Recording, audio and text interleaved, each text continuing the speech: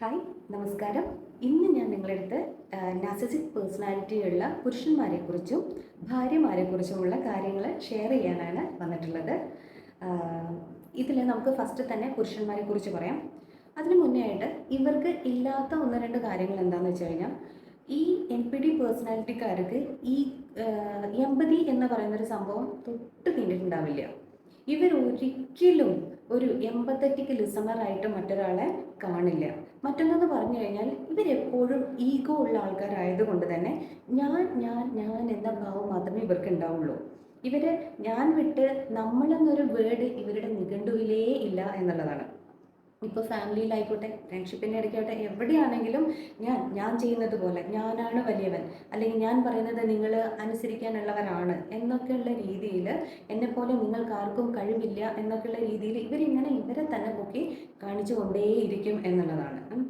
അപ്പോൾ ഈ ഒരു സ്ത്രീ പുരുഷ ഭേദം തന്നെ ഇവർക്ക് ഈഗോ ഉണ്ടാവും, ഇവർ ഒരിക്കലും എമ്പതി ഉണ്ടാവില്ല. അതൊക്കെ ഉണ്ടെങ്കിലും ഇവരുടെ ഉണ്ടാവില്ല. ഇവർക്ക് രണ്ടുപേർക്കുമുള്ള മറ്റൊരു സംഭവം എന്താണെന്ന് വെച്ചാൽ ഇവർ വളരെയധികം അസൂയാലുക്കളായിരിക്കും എന്നുള്ളതാണ്. മറ്റുള്ളവരുടെ വളർച്ചയിൽ ഇവർക്ക് ഭയങ്കര ഇറിറ്റേഷൻ ആയിരിക്കും. കാരണം മറ്റുള്ളവരുടെ വളർച്ച ഇവർക്ക് കാണാൻ സാധിക്കില്ല. തന്നെക്കാളും പുരുഷന്മാരെ സംബന്ധിച്ചിടത്തോളം ആണെങ്കിൽ തന്നെക്കാളും വലിയൊരു തൻ്റെ മുന്നിൽ ഉണ്ടാവുക, അതവർക്ക് ചിന്തിക്കാൻ പറ്റാത്ത കാര്യമാണ്. അല്ലേ ഇവർ എങ്ങനെയെങ്കിലും അവരെക്കാളും വലിയവനായി മാറാൻ വേണ്ടിയിട്ട് ഇവർ ഹാർഡ് വർക്ക്, മറ്റൊരു കാര്യം എന്ന് പറഞ്ഞു കഴിഞ്ഞാൽ ഇവർ നന്നായിട്ട് ഹാർഡ് വർക്ക് ചെയ്യാൻ തയ്യാറായിട്ടുള്ള ആൾക്കാരാണ്. ഇവർ എങ്ങനെയെങ്കിലും പണം സമ്പാദിക്കും. കാരണം ഇവർക്ക് ചിലപ്പോൾ ക്വാളിഫിക്കേഷൻ ഉണ്ടാവില്ലായിരിക്കാം, നല്ല ഫാമിലി ബാക്ക്ഗ്രൗണ്ട് ഉണ്ടാവില്ലായിരിക്കാം, ഇനി ഉള്ളവരും ഉണ്ട് കേട്ടോ.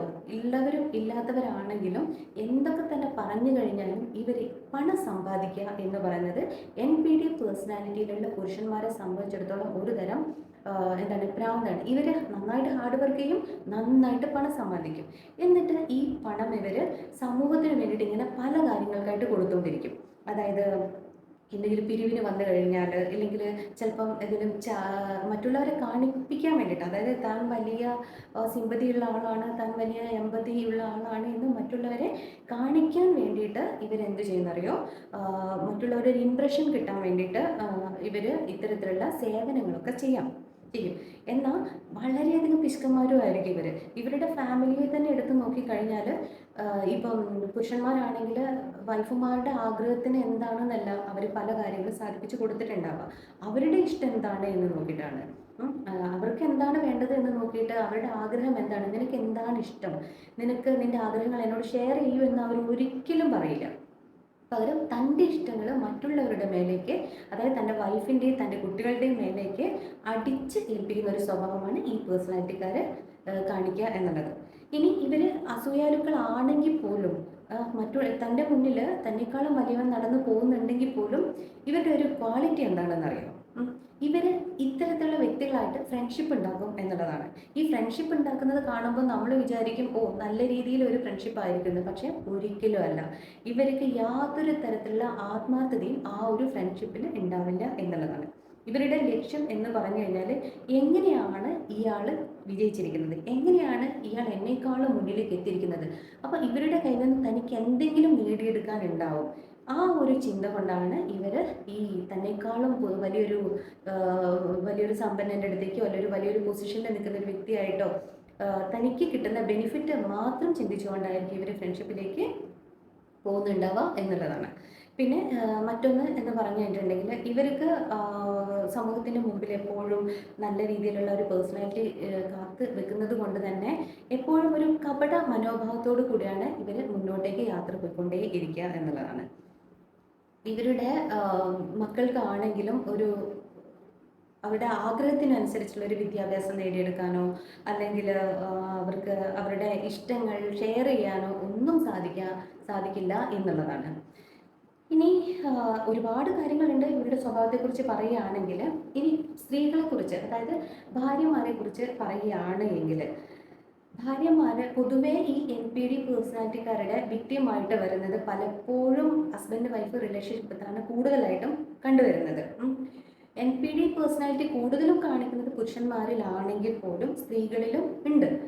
ഒരു ചെറിയ ശതമാനം സ്ത്രീകളിലും ഉണ്ട്. എന്നാൽ ഇതുള്ള ഈ ഒരു പേഴ്സണാലിറ്റി ഡിസോർഡറുള്ള സ്ത്രീകൾ എന്ന് പറഞ്ഞു കഴിഞ്ഞാൽ അവർ വല്ലാതെ മറ്റുള്ളവരെ മീൻസ് അതായത് മറ്റുള്ളവരെ എന്നല്ല, തൻ്റെ ഹസ്ബൻഡ്, ഇപ്പോൾ ഹസ്ബൻഡ് വൈഫ് റിലേഷൻഷിപ്പിലാണെങ്കിൽ തൻ്റെ ഹസ്ബൻഡിനെ ഇവർ വല്ലാതെ അങ്ങോട്ട് സ്നേഹിക്കുന്നത് പോലെ കാണിക്കുകയും പിന്നീട് ഇവർ ഗ്യാസ് ലൈറ്റിംഗ് ചെയ്യും, ലവ് ബോംബിംഗ് ഉണ്ടാവും. ഇതൊക്കെ ഇവരുടെ ലൈഫിൽ ഇങ്ങനെ മാറിക്കൊണ്ടേ ഇരിക്കും.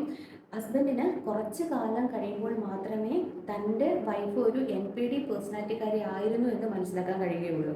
അതുവരെ അദ്ദേഹം ഇതൊക്കെ അങ്ങനെ ഇവിടെ ഇന്ന് നന്നാവും അല്ലെങ്കിൽ നാളെ നന്നാവും എന്ന് ഓർത്തിട്ട് മുന്നോട്ടേക്ക് പോകുകയായിരുന്നു. കാരണം ഇവരുടെ ലൈഫിൽ ഒരുപാട് പ്രശ്നങ്ങൾ നടന്നുകൊണ്ടേ ഇരിക്കുന്നുണ്ടാവും. എങ്കിലും പാവമാണ് വിക്ടിം. ഇവരെന്ത് ചെയ്യുന്നത് എല്ലാം സഹിക്കും. അതായത് ഈ വൈഫ് പറയുന്ന ഓരോ കാര്യങ്ങളും ഇദ്ദേഹം കേൾക്കും. മറുത്ത് ഇനി എന്തെങ്കിലും ഒരു അക്ഷരം അങ്ങോട്ട് പറയണം എന്ന് കരുതിയാൽ ഇവർ ഒരിക്കലും അനുവദിക്കില്ല എന്നുള്ളതാണ്. ഒരു വാക്ക് പോലും ഇവർ തൻ്റെ വിക്ടിമിൻ്റെ ഭാഗത്തു നിന്നുണ്ടാവുന്നത് ഉൾക്കൊള്ളാൻ ശ്രമിക്കില്ല എന്നുള്ളതാണ് പ്രധാനപ്പെട്ട ഒരു കാര്യം എന്ന് പറഞ്ഞു കഴിഞ്ഞാൽ. ഇവരിങ്ങനെ പറഞ്ഞ് ആ ഒരു വിക്ടിമിനെ ഭ്രാന്തമായ ഒരു അവസ്ഥയിലേക്ക് എത്തിച്ച് ചിലപ്പം ഈ വിക്ടിം അവിടെ തല ചുറ്റി വീഴാം, അല്ലെങ്കിൽ അവർക്ക് എന്തെങ്കിലും വയ്യാത്ത അവസ്ഥ വന്നു കഴിഞ്ഞാൽ പോലും ഈ NPD പേഴ്സണാലിറ്റിക്കാർ അവരുടെ ഈ ഇത്തരത്തിലുള്ള സംസാരത്തിൽ ഒരു സ്റ്റോപ്പ് വരത്തില്ല എന്നുള്ളതാണ്. അവരിങ്ങനെ പറഞ്ഞുകൊണ്ടേയിരിക്കും. കാരണം അവർക്ക് ജയിക്കണം. അവരെ എപ്പോഴും ഒരു സാഡിസ്റ്റ് മെൻറ്റാലിറ്റിയുള്ള ആൾക്കാരാണത്. പിന്നെ ഈ ഒരു NPD പേഴ്സണാലിറ്റിക്കാരി അവരുടെ ഹസ്ബൻഡിന് എന്തെങ്കിലും തരത്തിലുള്ള ശാരീരികമോ മാനസികവുമായിട്ടുള്ള പ്രയാസങ്ങൾ വന്നു കഴിഞ്ഞാൽ, ചിലപ്പോൾ ഭാര്യാഭർത്തൃ ബന്ധത്തിൽ പലപ്പോഴും ഭർത്താക്കന്മാർ വന്നിട്ട് വൈഫ്മാരുടെ അടുത്ത് പറയല്ലേ എനിക്കിന്ന് തീരെ വയ്യ, അങ്ങനെ ഇങ്ങനെയൊക്കെ പറയുന്ന സമയത്ത് ഇവരെന്താ ചെയ്യാൻ പറയും? ഇവരുടെ കാര്യങ്ങൾ അങ്ങോട്ട് ഷെയർ ചെയ്യാൻ തുടങ്ങും. എനിക്കന്ന് അങ്ങനെ സംഭവിച്ചു, നിങ്ങൾ എന്നെ ശ്രദ്ധിച്ചിട്ടില്ല, ഞാൻ ഇന്ന് എന്തൊക്കെ കഷ്ടപ്പെട്ടിട്ടാണ് നിങ്ങളുടെ അടുത്ത് ജീവിക്കുന്നതെന്ന് നിങ്ങൾക്കറിയോ, നിങ്ങളെക്കാളും എത്രയോ നല്ലൊരു വ്യക്തി എനിക്ക് ലഭിക്കേണ്ടതായിരുന്നു, നിങ്ങളുടെ ലൈഫിലേക്ക് വന്നതാണ് എൻ്റെ ഏറ്റവും വലിയ തെറ്റ് എന്നൊക്കെ പറഞ്ഞിട്ട് ഈ പാവം വിക്ടിമിനെ ഇങ്ങനെ ഒന്നിനും കൊള്ളാത്തവനാക്കിയിട്ട് മാറ്റും. അതുമാത്രമല്ല, ഈ സ്ത്രീകൾ, ഈ ഭാര്യമാർ ഭർത്താക്കന്മാരെ മാനസികമായിട്ട് പീഡിപ്പിക്കുന്നതോടൊപ്പം തന്നെ ശാരീരികമായിട്ടും നന്നായിട്ട് ഇവരെ പീഡിപ്പിക്കും എന്നുള്ളതാണ്. വല്ലാതെ ഇവർ ഉപദ്രവിക്കും, വല്ലാതെ തല്ലും, വല്ലാതെ പിച്ചും, പല കാര്യങ്ങൾ ഇവർ ചെയ്യും എന്നുള്ളതാണ്. പക്ഷേ ഇതൊക്കെ ആര് സഹിക്കും?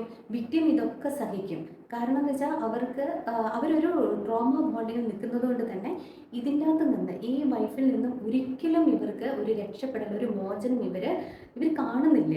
കാരണം എന്തൊക്കെ തന്നെ വന്നു കഴിഞ്ഞാലും ഇവളുടെ സ്വഭാവത്തിൽ ഒരു മാറ്റം ഉണ്ടാവും, നാളെ നല്ലൊരു ലൈഫ് ഉണ്ടാവും എന്ന് കരുതിയിട്ട്, അല്ലെങ്കിൽ തൻ്റെ മക്കളെ ഓർത്തിട്ട് ഇവരവിടെ എങ്ങനെ എല്ലാം സഹിച്ച് കണ്ടും കേട്ടും ഇവർ ജീവിക്കും എന്നുള്ളതാണ്. എന്നാൽ അതേസമയം മറ്റുള്ളവരായിട്ട് ഇവർക്ക് ഏറ്റവും നല്ലൊരു എന്താ പറയുക, ഏറ്റവും നല്ലൊരു പെരുമാറ്റം കാഴ്ചവെക്കാനും സാധിക്കും എന്നുള്ളതാണ്. ഇനി ഇവരുടെ മക്കളുടെ അവസ്ഥയൊന്ന് നമുക്ക് ചിന്തിച്ച് നോക്കാം. NPD പേഴ്സണാലിറ്റി ആയിട്ടുള്ള ഒരു അമ്മയുടെ മക്കൾ മാനസികമായിട്ട് അനുഭവിക്കുന്ന വിഷമങ്ങളെന്ന് പറഞ്ഞു കഴിഞ്ഞാൽ ഒരിക്കലും ആ കുഞ്ഞുങ്ങളെയും ഇവർ മര്യാദയ്ക്ക് നോക്കില്ല എന്നുള്ളതാണ്. കുഞ്ഞുങ്ങളുടെ അടുത്ത് എപ്പോഴും പറയുന്ന കാര്യം എന്താണെന്ന് വെച്ച് കഴിഞ്ഞിട്ടുണ്ടെങ്കിൽ, നീ എന്താ ഇങ്ങനെ ആയത്? എപ്പോഴും കുറ്റങ്ങൾ മാത്രമേ പറയുള്ളൂ, ഒരു ക്വാളിറ്റി ഇവർ കാണില്ല എന്നുള്ളതാണ്. നീ എന്തുകൊണ്ട് ഇങ്ങനെ ആയത്? നിന്റെ പ്രായത്തിൽ ഞാൻ ഇങ്ങനെയല്ലായിരുന്നു, ഞാൻ ഇങ്ങനെയായിരുന്നു ചെയ്തിട്ടുണ്ടായിരുന്നത്, എനിക്കത് ചെയ്യാൻ പറ്റുകയാണെങ്കിൽ നിനക്കത് ചെയ്യാൻ പറ്റും. അതായത് ഒരു എനിമിയോട് എങ്ങനെയാണോ പെരുമാറുന്നത് അതേപോലെയാണ് ഇവർ തൻ്റെ കുട്ടികളോട് പെരുമാറിക്കൊണ്ടേയിരിക്കുക എന്നുള്ളതാണ്. ഇത്തരത്തിലുള്ള കുഞ്ഞുങ്ങൾക്കും ഫ്യൂച്ചറിൽ പലതരത്തിലുള്ള മാനസിക പ്രയാസങ്ങൾ ഉണ്ടാവാം. കാരണം ഈ വിക്ടിം എപ്പോഴും ഇതൊക്കെ ചെയ്ത് കഴിഞ്ഞിട്ടും ഞാനൊന്നും അറിഞ്ഞില്ല രാമനാരായണ എന്ന് പറഞ്ഞിട്ട് അവർ സമാധാനത്തോടുകൂടെ മാറിയിരിക്കുന്ന സമയത്ത് ഈ ഹസ്ബൻഡും കുട്ടികളും വല്ലാത്തൊരു മാനസികാവസ്ഥയിലേക്ക് അവർ മുന്നോട്ട് പോകും എന്നുള്ളതാണ്. എന്നാൽ ഇതവർക്ക് മറ്റുള്ളവരുടെ അടുത്ത് ഷെയർ ചെയ്യാനായിട്ടും കഴിയില്ല എന്നുള്ളതാണ്. കാരണം സമൂഹത്തിൽ ഇതൊക്കെ ഷെയർ ചെയ്യുമ്പോൾ ഒരു വ്യക്തി എൻ്റെ അടുത്ത് പറഞ്ഞിട്ടുണ്ട്, എൻ്റെ വൈഫ് എന്നെ ഇങ്ങനെയൊക്കെ ചെയ്യുന്നു, എന്നെ വല്ലാതെ ഉപദ്രവിക്കുന്നു, എനിക്ക് സൗകര്യമില്ല, എനിക്ക് വീട്ടിലേക്ക് പോകാൻ പറ്റണില്ല, ഞാൻ എന്ത് ചെയ്യണം? ഞാൻ സൂയിസൈഡ് ചെയ്യാണോ വേണ്ടത്? എൻ്റെ മക്കളെ ഓർത്തിട്ട് എനിക്ക് ഒന്നിനും വയ്യ മാം, ഞാൻ എന്ത് ചെയ്യണമെന്ന് എൻ്റെ മുന്നിൽ കരഞ്ഞു വന്ന് ചോദിച്ചിട്ടുണ്ട്. പക്ഷേ ഇവരെ അവസ്ഥ ഇതാണ്, ഇവർ ഡെയിലി മരിച്ചുകൊണ്ടിരിക്കുകയാണ്. കാരണം എന്ന് വെച്ചാൽ ഇവർക്ക് വളർച്ച ഉണ്ടാവുന്നില്ല. വളർച്ച എന്ന് പറഞ്ഞു കഴിഞ്ഞിട്ടുണ്ടെങ്കിൽ ഇവർ അധ്വാനിക്കുന്നു, വളരെയധികം ഇവർ കഷ്ടപ്പെട്ട് തൻ്റെ കുടുംബത്തിനെ ഈ വിക്ടിം ഇങ്ങനെ നോക്കിക്കൊണ്ടിരിക്കുകയാണ്.